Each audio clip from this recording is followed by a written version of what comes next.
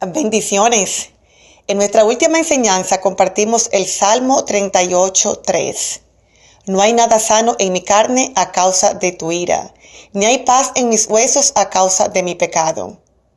Compartí que me llamó la atención la palabra huesos y aprendimos que esta aparece aproximadamente 44 veces en la Biblia.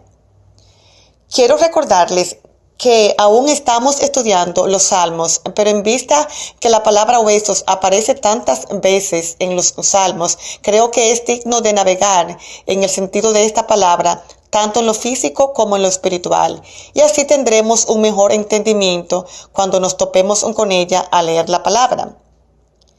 En nuestro último estudio nos enfocamos en el peligro del pecado en nuestros huesos.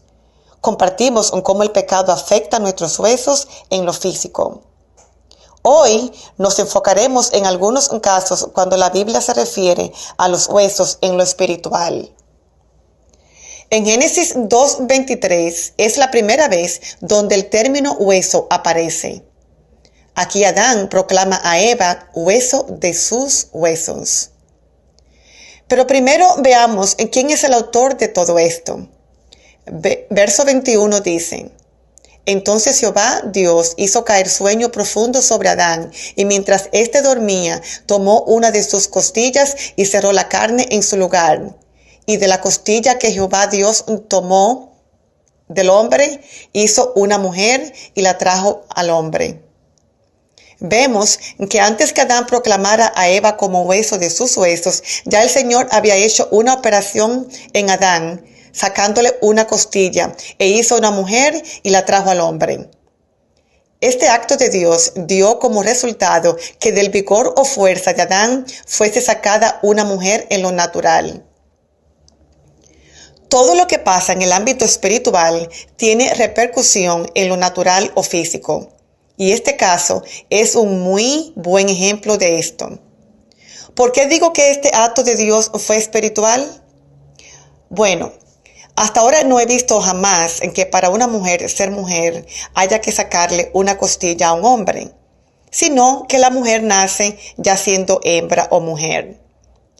No sé cómo fue que Dios hizo esta operación en Adán, pero sea como sea, esto fundamentó el género de la mujer para siempre. Es inexplicable, por eso es que digo que es espiritual. Es imposible entender la palabra meramente con la mente humana. Es por eso la importancia de invitar al Espíritu Santo a que nos guíe a toda verdad.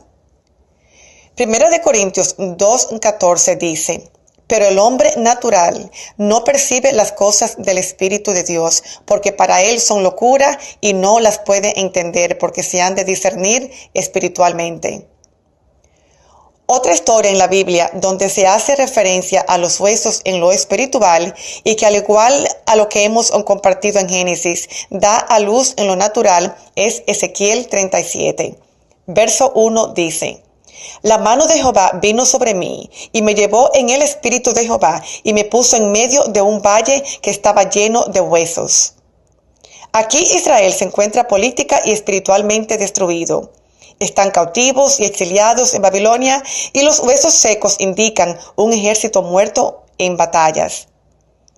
En el verso 4 el Señor dice a Ezequiel: Profetiza a estos huesos y diles: Huesos secos, oíd palabra de Jehová. Verso 7 dice: Profeticé pues como me fue mandado. Y hubo un ruido mientras yo profetizaba, y he aquí un temblor, y los huesos se juntaron, cada uno con su hueso. Vemos cómo el Señor llevó en su espíritu a Ezequiel y le mostró el estado espiritual de su pueblo. Dios dice en el verso 11, he aquí, ellos dicen, nuestros huesos se secaron y pereció nuestra esperanza y somos del todo destruidos. En los huesos se encuentra nuestro vigor y fuerza física, y ya Israel se sentía sin esperanza y destruido. Si sigues leyendo esta historia, verás detalladamente cómo el Señor resucitó a Israel a través de la profecía de Ezequiel, a los huesos secos. De hecho, Israel existe hoy por su obediencia a profetizar sobre los huesos secos de Israel.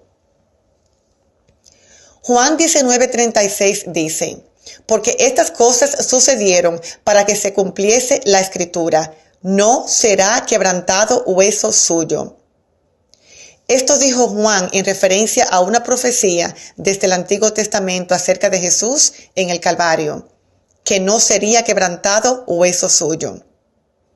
En el Antiguo Testamento, el cordero que era presentado como sacrificio tenía que ser completo, o sea, que no le faltaran una mano o un pie o dedo y sin ningún hueso roto. Jesús es el cordero perfecto, inmolado por nosotros, por nuestros pecados, presentado al Padre sin manchas, y tenía que cumplir con las ordenanzas de Dios a presentarse como sacrificio. El sentido espiritual de esto Dios lo sabe, pero sabemos en que en lo natural esto dio a luz a nuestra salvación, a nuestra liberación. Tenemos un poder sobre el pecado a través de invitarlo a Él como Señor y Salvador de nuestras vidas. Hasta aquí en el día de hoy, y recuerden que la palabra de Dios es un tesoro y el Espíritu Santo nos da las llaves en cada día para abrirlo. Bendiciones.